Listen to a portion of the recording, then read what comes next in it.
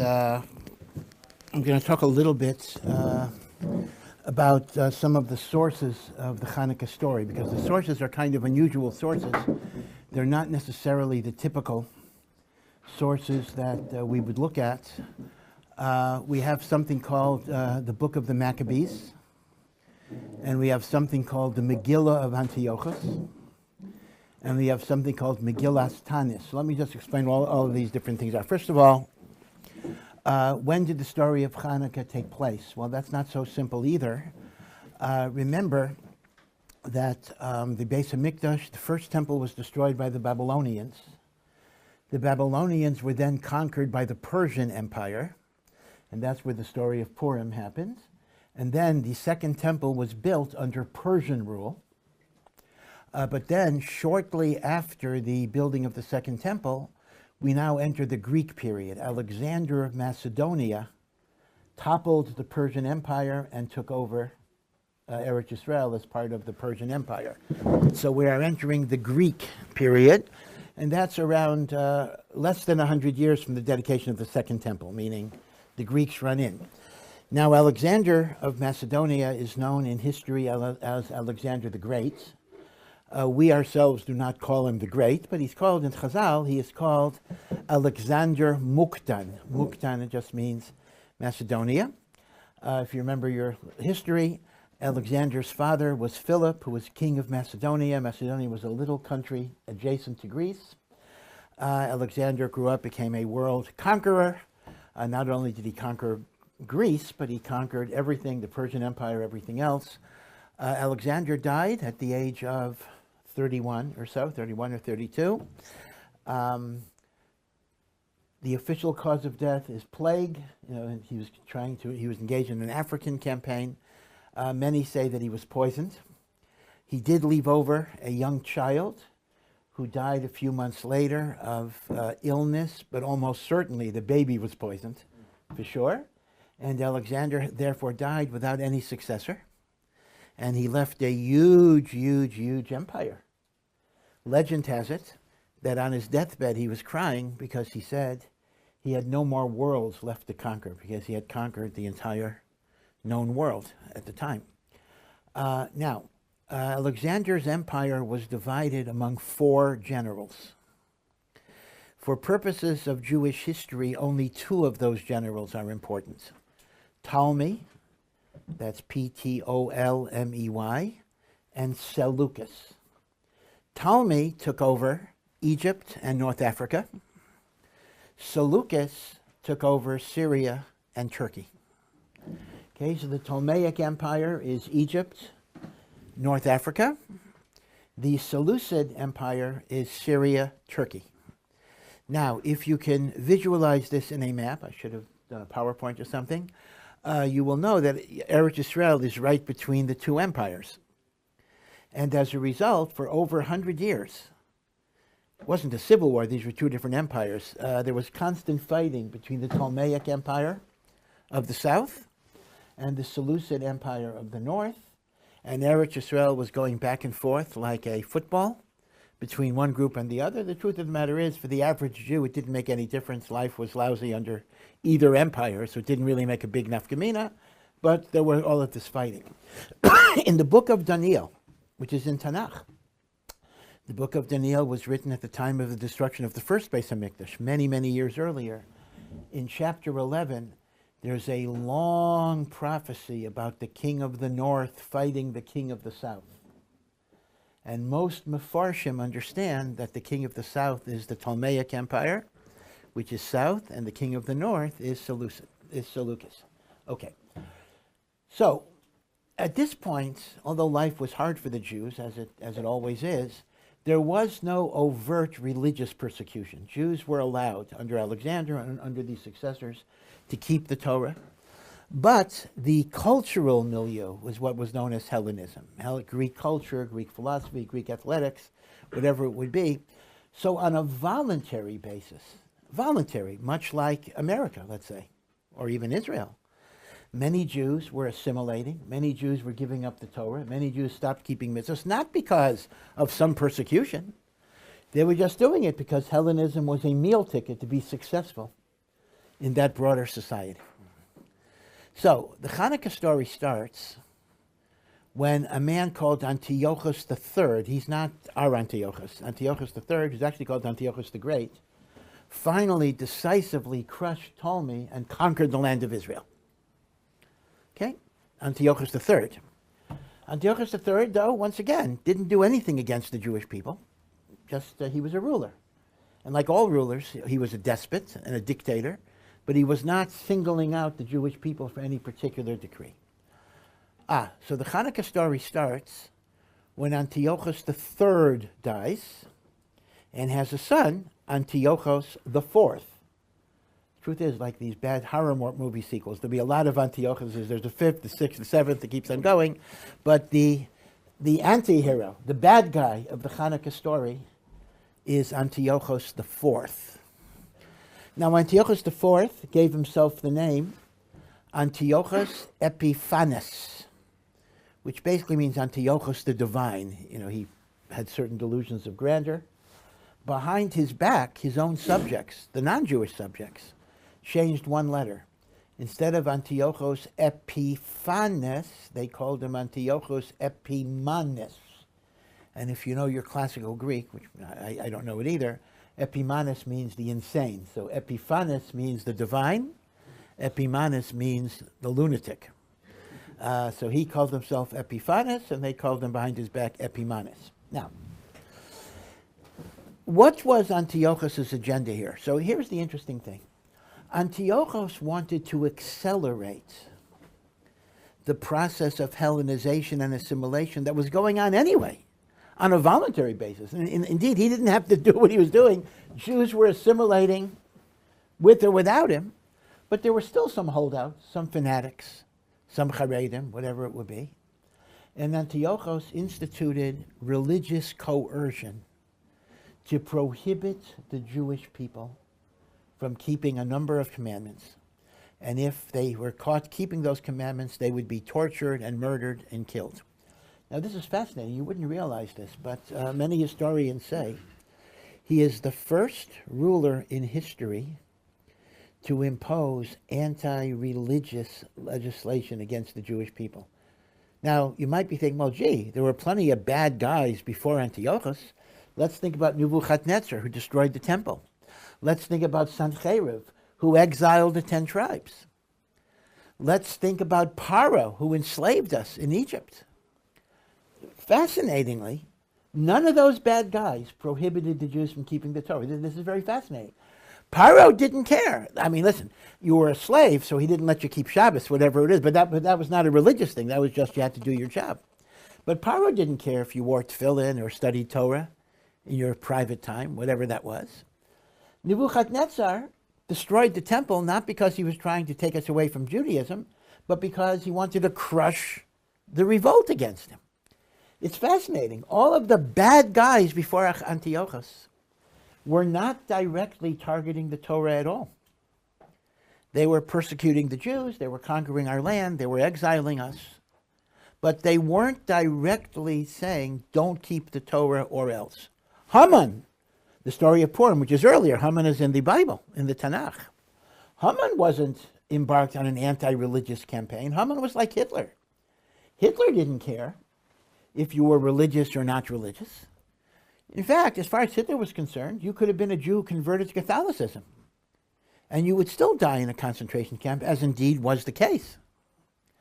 Okay, so the very first king who targeted the practice of the Jewish religion was Antiochus. We don't realize this. Okay, this is talking about like 160 or 168 BCE, before the Common Era. Now, in many ways, in a perverse way, you could actually say Antiochus was not anti-Semitic at all. Antiochus had nothing against Jews. He basically told his Jewish subjects, you will have full political, social, and economic rights in my kingdom as long as you give up your old-fashioned religion. Okay? He was not anti-Semitic in that sense. He was anti-Torah, and the reason was because he wanted to accelerate the process of assimilation and the like. Problem was, from our perspective, most of the Jews went along with it. Many Jews went along with it before Antiochus. Other Jews went along with it because they were scared of losing their lives. But there was a small group of people who decided that we are going to revolt, we are going to fight, we are going to stand up.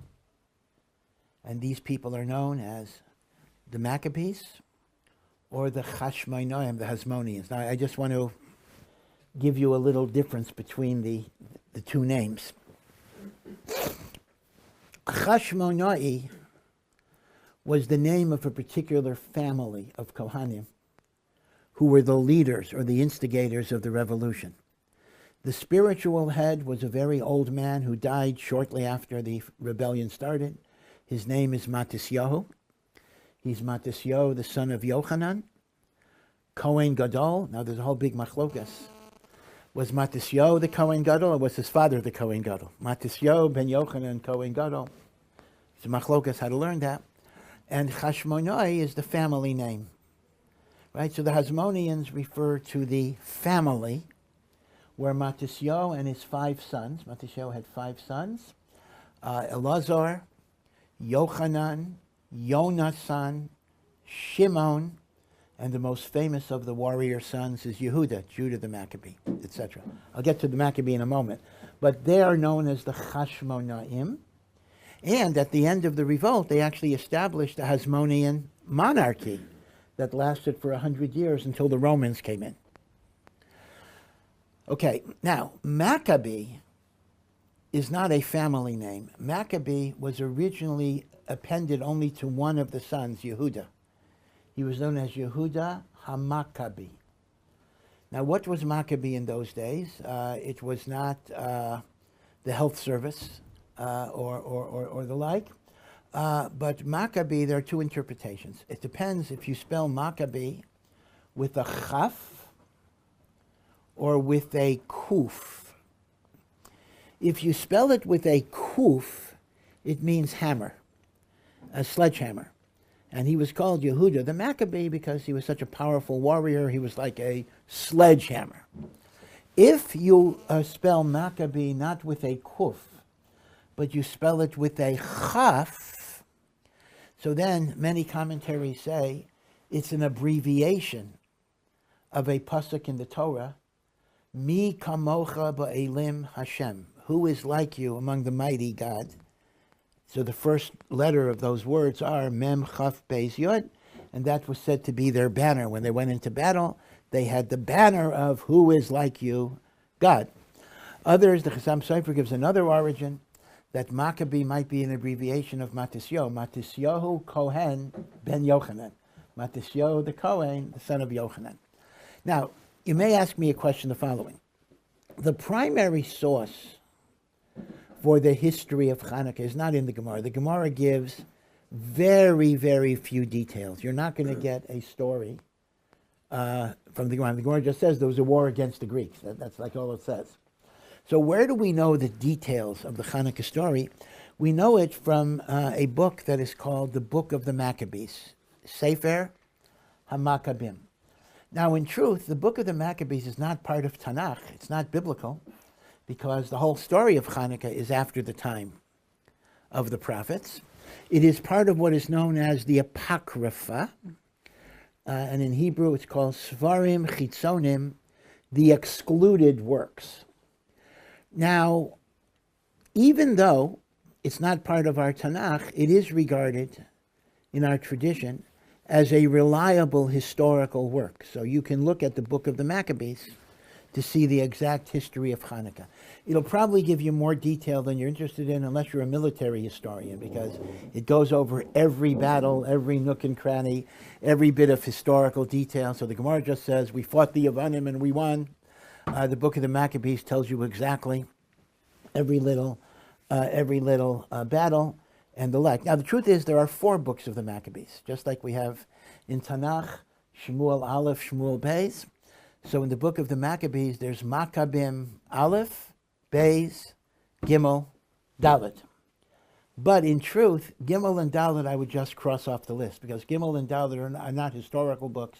They're more philosophical books, and I don't even know why they were called Book of the Maccabees. They're just general philosophical discussions.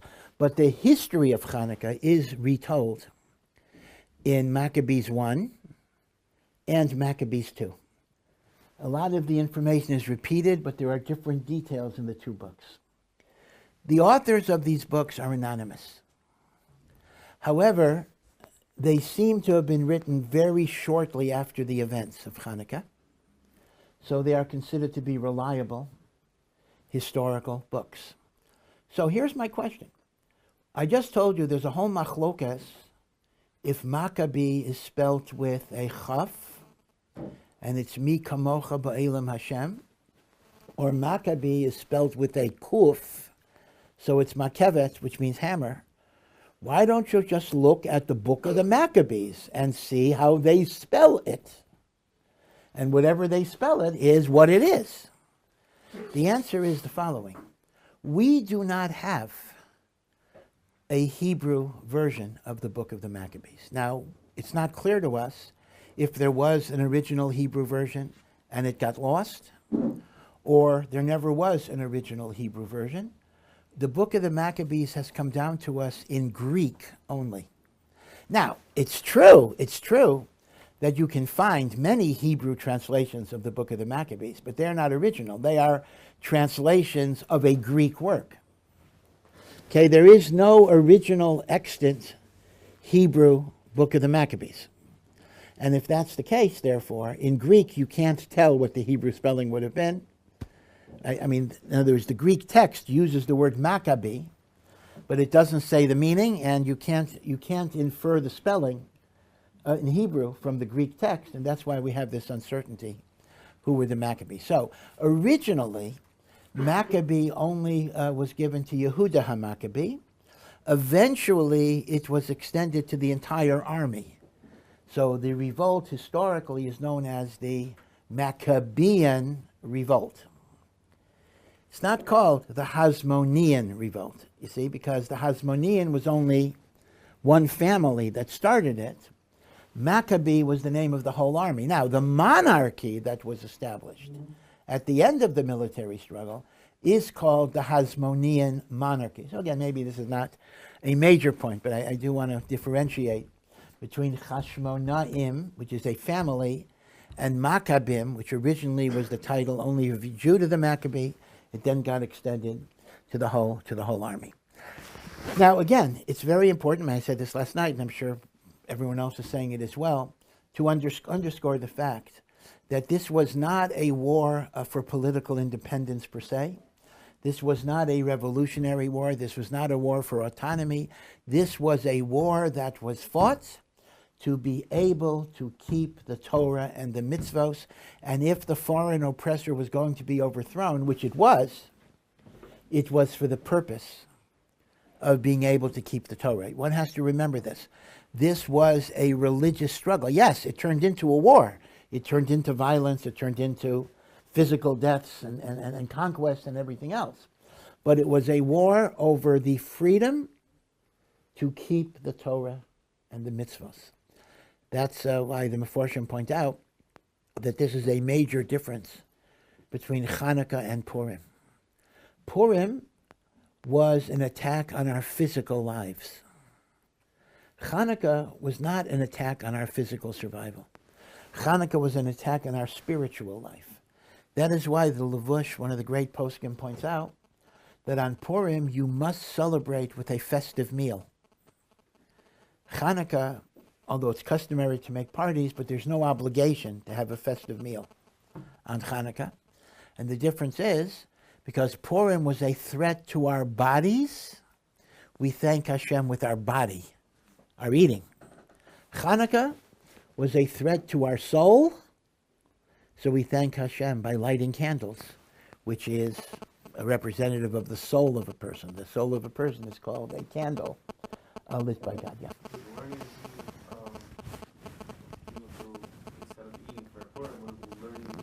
Well, I think that's certainly of course it's appropriate to learn on Purim too, but yeah, That's correct. Learning is a very important Indian. For various crazy reasons, it's not very clear. In many places in Eastern Europe, among many, many frum people, there was a minhag on Chanukah to do a lot of gambling. They play cards and gamble. In fact, even dreidel. Dreidel is a form of gambling in its original way. But the truth is, the Gedolim were it was a folk custom that was very widely practiced. Dice playing, cards, Chanukah thing. But the Gedolim point out that those are not the best ways to spend your time, and certainly Torah would always be a wonderful, wonderful thing to do. Remember that the soul is compared to light, and Torah is compared to light. So you're matching up the light of your soul with the light of the Torah and the light of the Chanukah candles, and the light. In fact, let me just mention something about the holiness of the candles, although I'm deviating from my topic for a moment. How many Chanukah candles do we light over Chanukah, not counting the shamish, right? So if you add up the digits, add up the numbers, you have 36 candles. There are 36 candles that you light. That's why a package of Chanukah candles will be 44, because you have 36 candles plus 8 shamishes. So that's how you get 44 as a standard package. Got to be careful not to waste the candle, because they're exact. Because they only give you 44, they don't give you 45. So if you're out of candle, you're going to have to borrow it from somebody. Now, it's brought down the following idea, that when God created the world, so every day had daylight and darkness, right? Day 1, there was night and there was day. Day 2, there was night and there was day. Day 3, there was night and there was day. Now, the problem is that the sun and the moon were not created until the 4th day. So that means there were 36 hours of light, day 1, 2, 3, which did not have any solar illumination. So what was the light of the first 36? That was 36 hours, meaning the first 3 days, 36 hours of the first 3 days. It was the light of the Shekhinah. The light of God illuminated the world for 36 hours till it was replaced by the sun. So in Sifrei Kabbalah it says that the 36 Chanukah candles correspond to the 36 hours of the hidden light. And therefore the light of the Chanukah candles are the light of the Shekhinah, the light of the divine presence. That's why there actually is a practice, for some people it's maybe hard to do, that you actually sit by the candles and you gaze at the candles, at least intermittently, for a half an hour, for a period of time, because you're essentially absorbing a certain godliness of the divine presence. Now, it's a little tricky, because remember, you're not allowed to benefit from the candle. So you're not allowed to read by the light of the candles. That's why there's a shamish. That's why there's an extra candle. And the truth of the matter is, today, that's why you should have electric light, so you can read and eat without using the light of the candles. So the light of the candles are not for you to use. You don't derive benefit. But there is a concept of gazing at them, kind of absorbing a divine presence in there. Now, I mentioned last night that in the middle of this war, at some point, Antiochus' soldiers actually entered the Beis HaMikdash. They entered the Beis HaMikdash. They didn't destroy it, but maybe they did something even worse. They didn't destroy the building, but maybe they did something even worse. They desecrated the building. What do I mean by desecrate? Very, very specifically. They built chambers of prostitution in the Beis HaMikdash.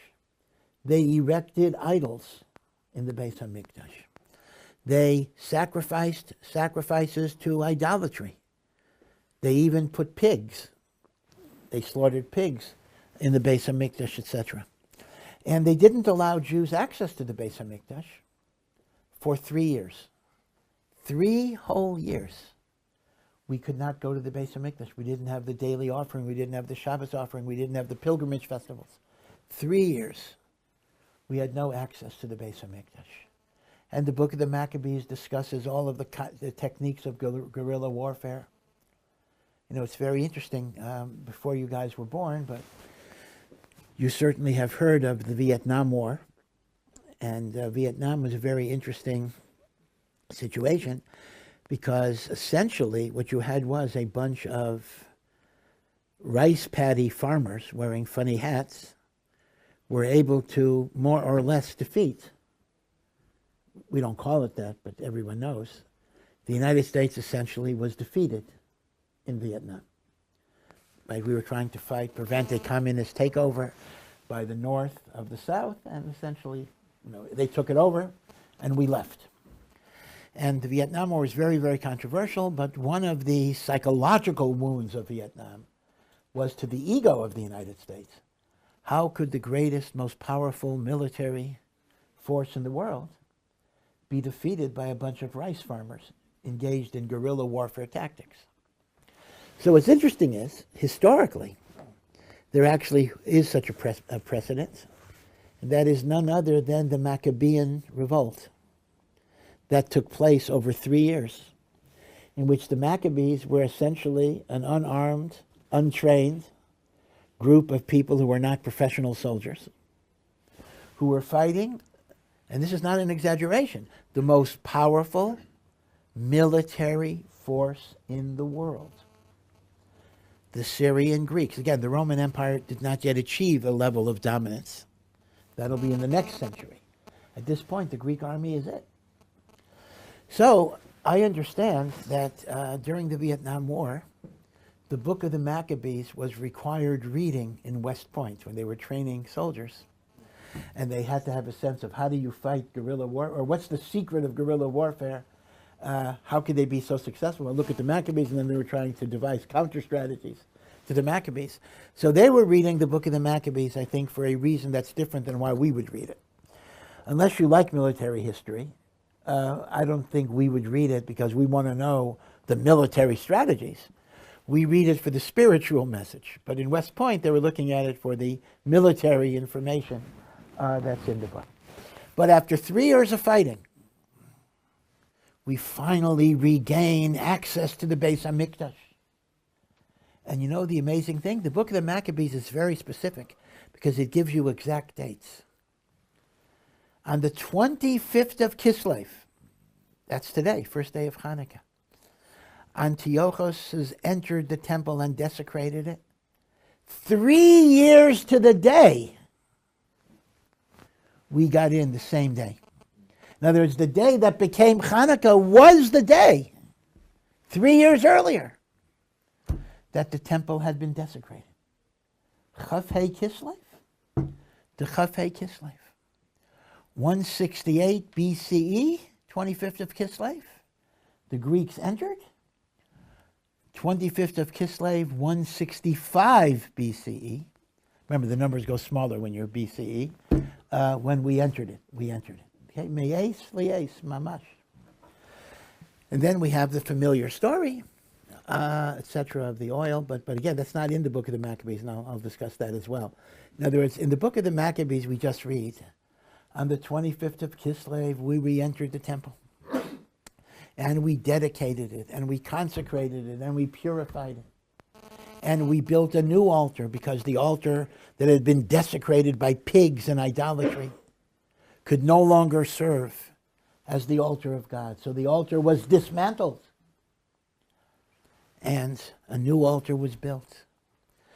The menorah either had been melted down or had also been desecrated, so they constructed a makeshift menorah temporarily, made out of spears that were soldered together with tin. And they put at the edge of the spear, they put little cups that had oil in them. Again, it does not mention the miracle of the oil. I'll get to that.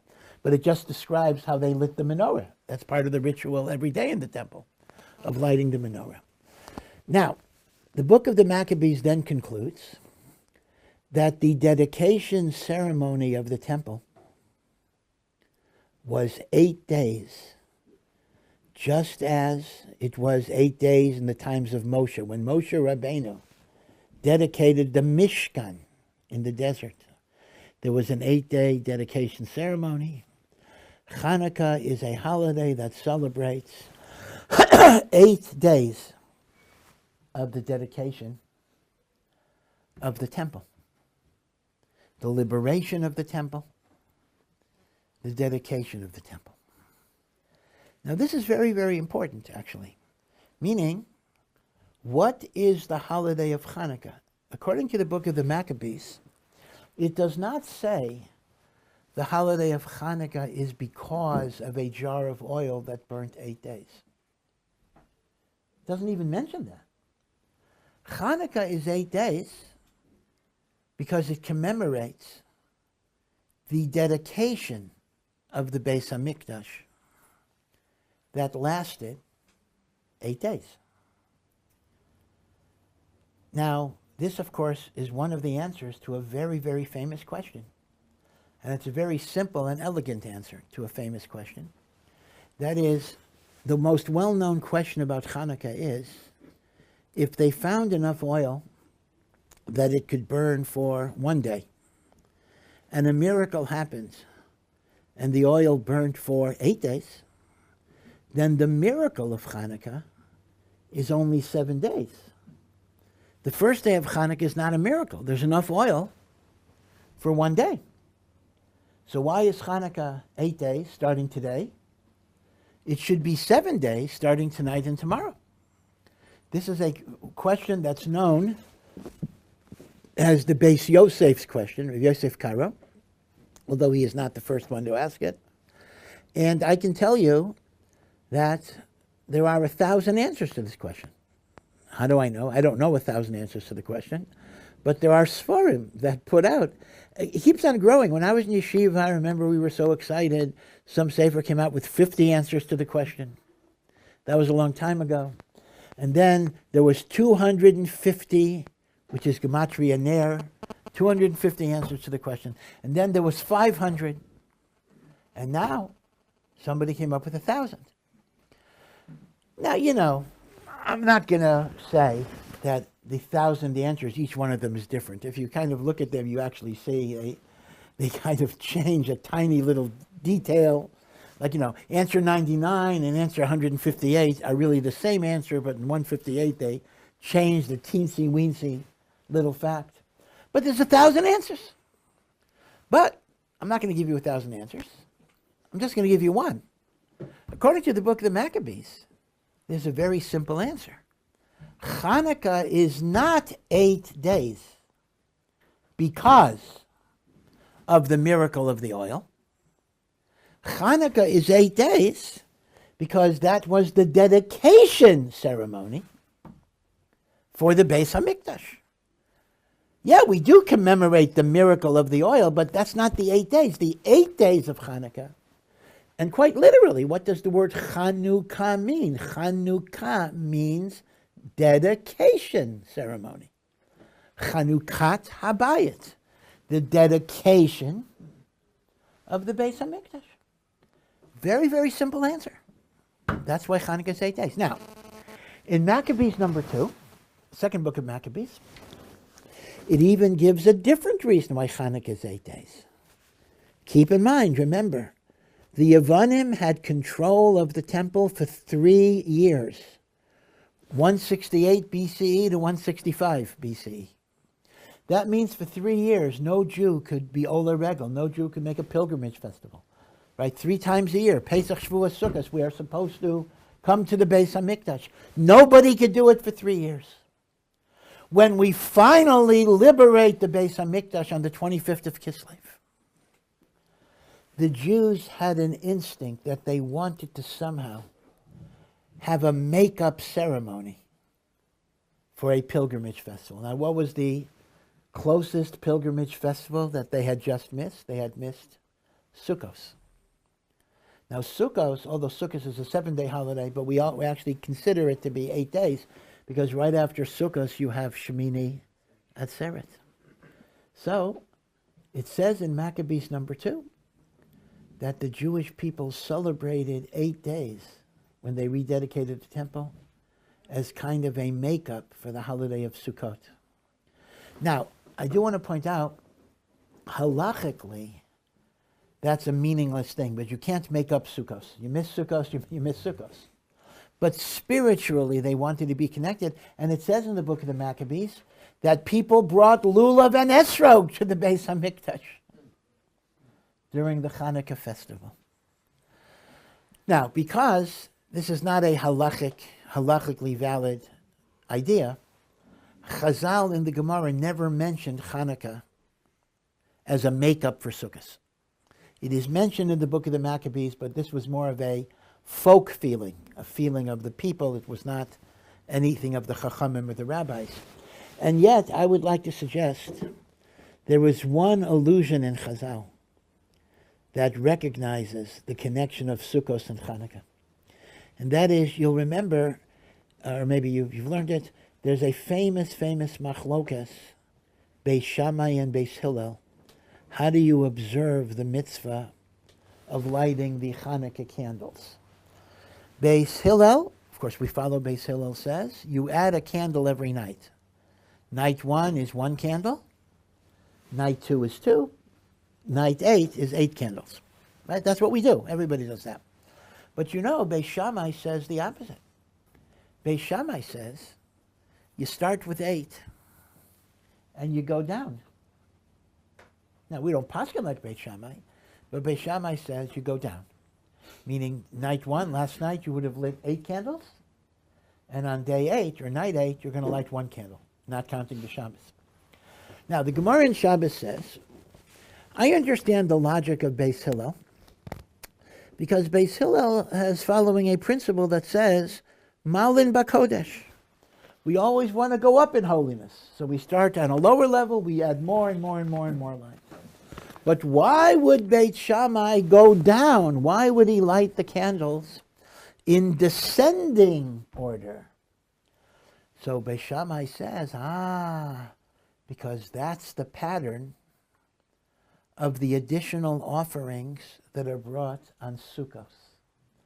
On Sukkos, there were musafim that were brought. On day 1, 13 bulls. Day 2, 12. So just like Sukkos is descending order, Chanukah is descending order. That's the Gemara. Now you're still left with the question, why would Chanukah be correlated to Sukkos? There's no logical connection. I would suggest the logical connection is the passage in the Sefer HaMaccabim 2 that says that the whole reason for the 8 days of the Chanukah holiday was as a makeup for Sukkot. And that was preserved in Beit Shammai's Mesorah, that you light candles corresponding. Now, the common denominator between Maccabees 1 and Maccabees 2 is there is no mention of a jar of oil that was pure, that only had enough for 1 day, that lasted for 8 days. It literally is not mentioned in the story at all. So, if you're academic, secular, non-believer, you will say things like, made up story, didn't happen, etc. That's not our perspective. If Chazal tell us in the Gemara that there was a miracle of pach hashemen, a miracle of oil, then we absolutely, positively believe that such a miracle took place. But, admittedly, you are then left with a difficult question. If such a miracle did take place, why was it not mentioned in the historical chronicle of Maccabees 1 or Maccabees 2, both of those books, which are the closest historical works to the actual events, do not mention at all the miracle of the Pach Hashem. And this is a very, very good question. So there are different answers that are given, and that is, some suggest, and if you think about this, this makes sense. This was not a miracle that many people even knew about. Remember this, the menorah is located, Rabbi Kaplan mentioned this last night, the menorah is located in the temple building called the Heichal. That's where the menorah is. Only Kohanim are allowed to enter the Heichal. A Yisrael could not enter the Heichal. And even if a Kohen enters the Heichal, unless he's there for 24 hours, if all he does is he walks in and he sees a menorah burning, he doesn't know that it's been burning, for 8 days or whatever it would be. Maybe it was lit 5 minutes ago. So very few people had access to the menorah. Even people who had access didn't necessarily realize it had been continuously burning. And you can also approach it from an opposite standpoint. In some ways, at that time, it was not even so unusual. Because remember that even before the Chanukah story, there was one candle of the menorah that never went out. One candle. The menorah had 7 candles. But that's called the Ner Tamid. Do we have a Ner Tamid over the ark here? Okay, whatever. So in a sense, for the candle to keep on burning and not going out was actually a normal feature in the Beis HaMikdash. Although it was only one candle, and here it was all 7. Which means we do believe there was the miracle of the Pach HaShemen, for sure, but it was not the dominant reason for the holiday of Chanukah, either because many people weren't aware of it, or conversely, they were used to a type of miracle in which the light kept on going, because there was the Ner Tamid in the Beis HaMikdash. So, what you actually see is the following. I hope this doesn't sound too academic. I can get in trouble for being too academic. And that is, we absolutely, and again, this is the single most important thing you have to walk away with, we absolutely, positively, totally believe in the miracle of the Pach HaShemen, right? We're not going down the path that says it didn't happen. It 100% happened. But it was originally not the emphasis of the holiday of Chanukah. The emphasis of the holiday of Chanukah was the victory over the oppressors that stopped us from keeping the Torah. And that is why in the Al Hanisim prayer, once again, let me call it to your attention, like the book of the Maccabees, there's no mention of the oil. There is no mention of the oil. What does Al Hanisim say the holiday of Chanukah is about? The fight against the Yevanim that tried to take us away from the Torah. That's exactly what the Al Hanisim says, and there is no reference to an oil that burns miraculously. So the suggestion, therefore, is that the original holiday of Chanukah was an 8-day dedication of the temple. It was a commemoration of victory over the oppressor to allow us to keep the Torah. According to Maccabees 2, it was a makeup for Sukkot. Later, at some point later, Chazal decided to memorialize the miracle of the oil. Again, that miracle had happened, but it was not necessarily the focal point of the holiday until later. They changed the emphasis away from the war against Yavan to the miracle of the Pach HaShemen. You could actually call it Chanukah version 1 and Chanukah version 2. Now, why did they change the emphasis? So there are a few answers you could give. One answer is, some of you might have read in your prior life, your younger years, George Orwell's little novel, I don't mean 1984, but Animal Farm. Now, Animal Farm is George Orwell's parody of the Russian Revolution of 1917. And if you recall, the plot in Animal Farm, the animals are being oppressed by human owners, and the animals rise up in revolution to overthrow the human dictators. And eventually what happens is that some of the animals become even more dictatorial than the human, and Orwell's point was, that's what happened in Russia. You got rid of the Tsar, and you get Lenin and Stalin. It's not clear that that's a net improvement in any particular way, meaning one of the negative consequences of revolutions is the revolutionaries become the very enemy they try to destroy. Well, tragically, this happened with the Hashmonaim. The Hashmonaim were tzaddikim, the Maccabees, the Hashmonaim were tzaddikim, who were fighting to be able to keep the Torah and to liberate us from the oppression of Hellenism. And their motives were totally l'shem shamayim.